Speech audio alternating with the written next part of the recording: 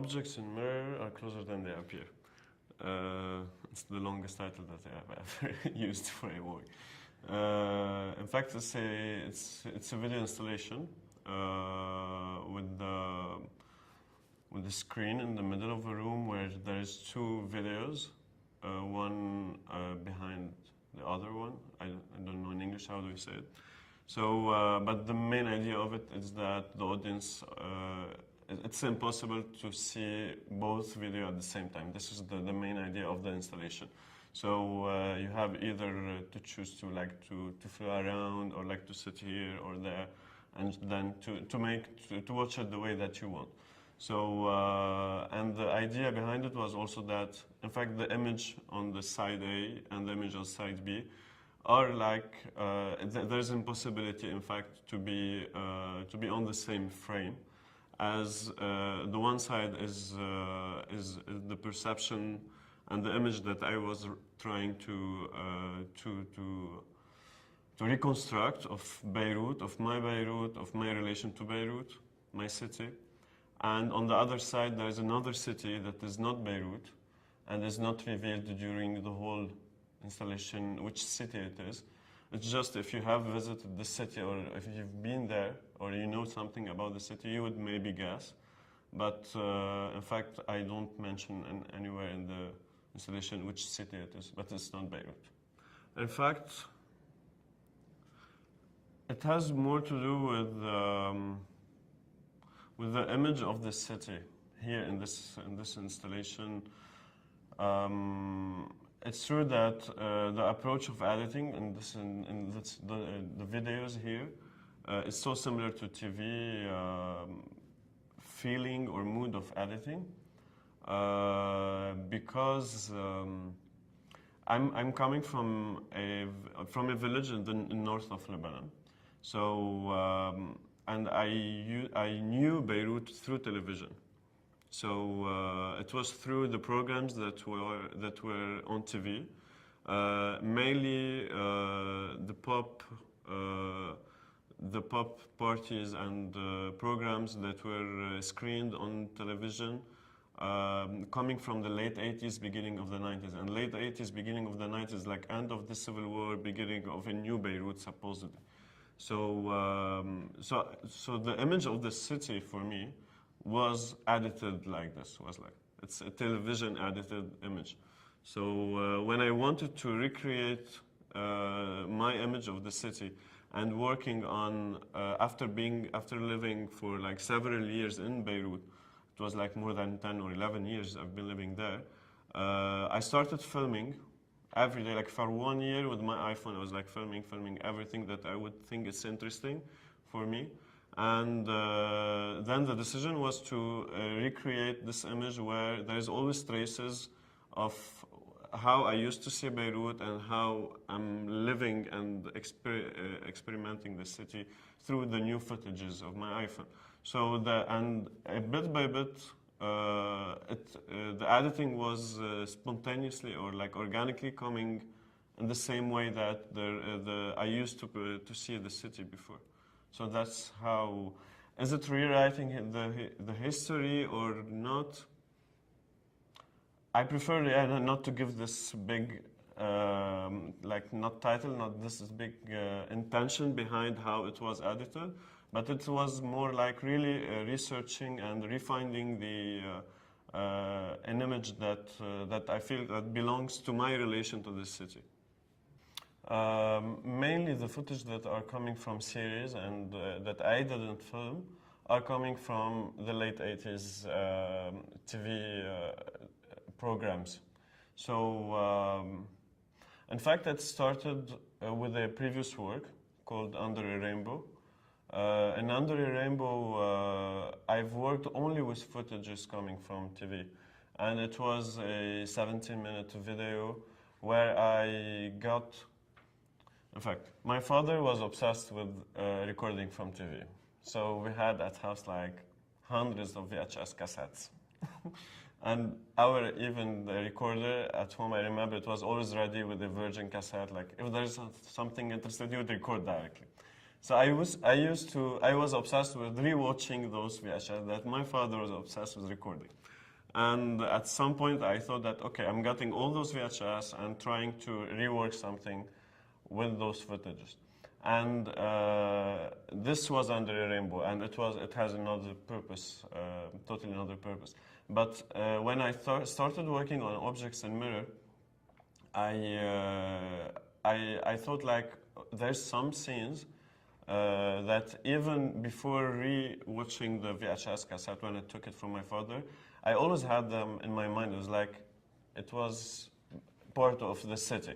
It's not part of the VHS anymore. So it's like it's part of this. I was like searching for those moments in the city.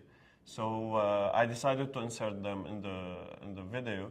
But the idea was instead of like just having them just as cuts, I was like playing them on the TV or on my laptop and during the editing and recording them again with my iPhone. So it became also a part of the daily, the present image. It's not anymore the image of the coming from the VHS from the 80s. So for me, those footages are not anymore from the 80s. They are part of the present. It's like when I'm filming in the street with my iPhone, or like filming on the screen in my house. So it's all part of the present of this new image of Beirut. It is important. It is important for me, this notion, this nuance of this past and contemporary in this work, mainly because, as I was saying, it's melted somehow. Like deciding to take an iPhone and go in the city and film a lot of rushes during a whole year. It's from the past anyway. It's not the present. Re-recording footages from a screen that's coming from the 80s. It's all from the past. But somehow, and that's why by the end of the video, there's this long scene on the sea, and which got closer and the image got pixelated. And we just see something like between blue and silver, and so it is somehow like trying to get more to the details of where time is not anymore a value. It's just trying like to like when in cinema you just freeze at some point at like just. The time has no value anymore. Just go deeper and deeper and deeper in the meaning. In fact, more than in the time or space, it's more in the meaning. So that's why the whole structure of the video goes from intensive editing and loud music and a lot of people to bit by bit to a scene where it's just the sea, and this mainly because this was something that I have never thought of it all time before. Like during watching the Beirut through the TV or during experience living there, I've never thought of the relation of the city and the sea. And it was lately that I discovered that in fact Beirut is a city that turned her back to the sea, and there's no connection. In fact, it's just like. As if you created a wall and you don't want to have any connection with the sea. So I found out that in fact this is what I want to by the end go to, and where I want to focus all my point on. Yeah. In fact, the other screen is Haifa, and Haifa is a city that as a Lebanese I cannot visit. It's not allowed by law. I cannot go to. I cannot cross the border to either Palestine or Israel. So, and the first time I saw footages coming from Haifa through another project also that I was working with Palestinians living in several cities in Palestine to film their cities and send me the videos through Amman, and I meet them in Amman and take the videos there. So here I had footage from Haifa, Ramallah, Bethlehem, Edis, like other cities also, and that I just finished a work called Mondial 2010 about this work. But by this time, while watching all the footages, I was shocked how much Haifa looked like Beirut. It's horrible. It's absurd. Like the city is really going out from the country and reaching to the sea, and there's a mountain just behind it.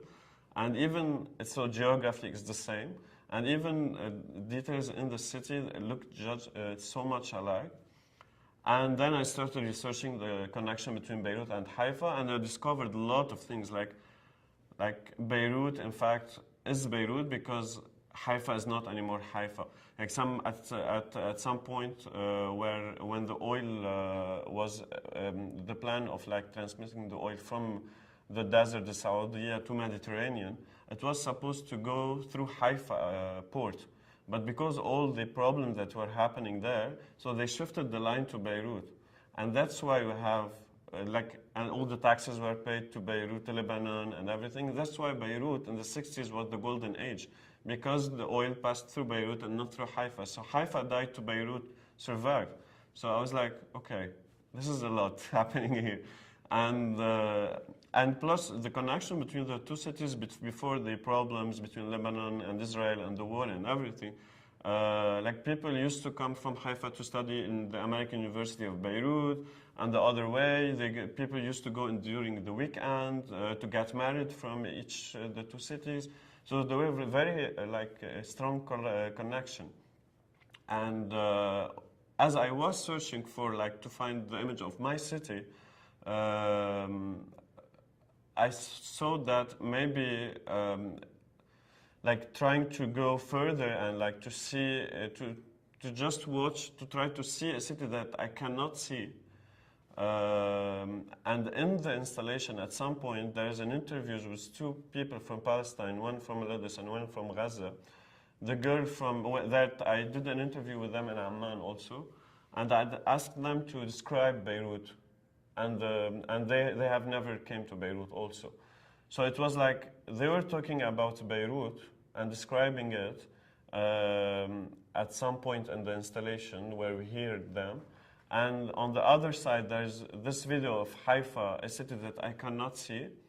And from this side, there's Beirut, but I'm showing it as I want, as I imagine it. So it's this whole, so the whole installation is based on objects in mirror that are closer than they appear. In fact, because Haifa is so close to Beirut, but it's so far as physically I cannot see it. I cannot go there. And those Palestinians are talking about Beirut. When you hear what they're saying about Beirut, it's hilarious. They think they describe the paradise.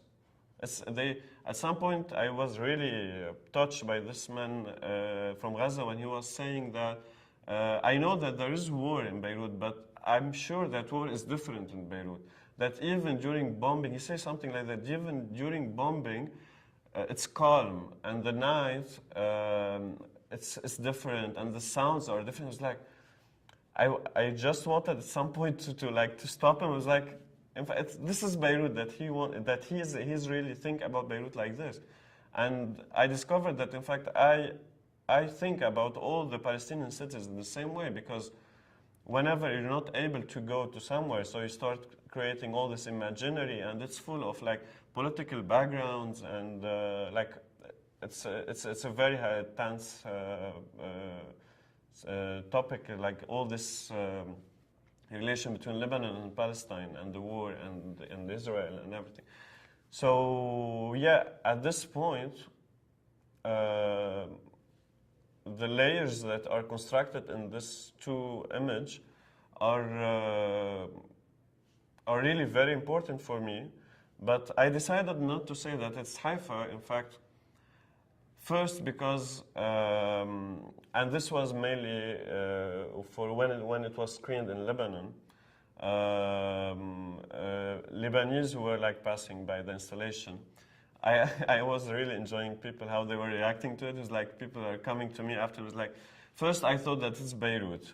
And then I thought, oh no, maybe this is the entrance of Beirut, that I've never been from this side. Or no, this is, because there is an Armenian district around Beirut, where it's written in Armenian. So when they started saying Hebrew, they thought it's Armenian. It was like, maybe this is the Armenian district. Then at some point, and suddenly you realize, no, this is Israel, and this is Hebrew, and those are Jews, and those. I was like, and it's shocking, and at the same time, there is this people want to see Haifa, want to see the city that they've always heard about and never been able to visit or to see.